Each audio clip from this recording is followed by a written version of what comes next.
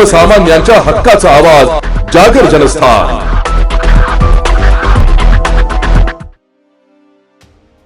Deepnagar Republican party of India Athawale गट कामगार संघटनेच्या वतीने विविध प्रलंबित मागण्यांच्या पूर्ततेसाठी दीपनगर येथील 210 मेगावॅट वीज निर्मिती केंद्राच्या फॅक्टरी गेट समोर मंगळवार दिनांक 3 जून रोजी एक दिवसीय लाक्षणिक उपोषण आंदोलन करण्यात आले।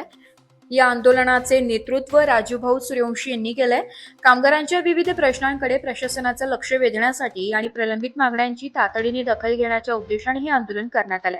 उपोषणादरम्यान कामगारांच्या हक्कांशी संबंधित विविध विषयांवर चर्चा करण्यात आली असून प्रशासनाने सकारात्मक भूमिका घेऊन मागण्या त्वरित मार्गी लावाव्यात अशी मागणी आंदोलकांनी केली आहे। या लाक्षणिक उपोषणात रजनीकांत इंगळे, अनिल बाविस्कर, निलेश कांबळे, विक्रम प्रधान, भाऊ सोनवणे, सचिन सोनवणे, सुमित निकम, चेतन ब्राह्मणी व सागर इंगळे यांच्यासह संघटनेचे अधिक पदाधिकारी, कामगार मोठ्या संख्येने उपस्थित होते। आंदोलन शांततेत पार पडले असून कामगारांच्या मागण्यांबाबत प्रशासनाने तातडीने निर्णय घ्यावा आणि त्या पुढील काळात आंदोलन अधिक तीव्र करण्यात येईल असा इशारा संघटनेच्या पदाधिकाऱ्यांनी दिला।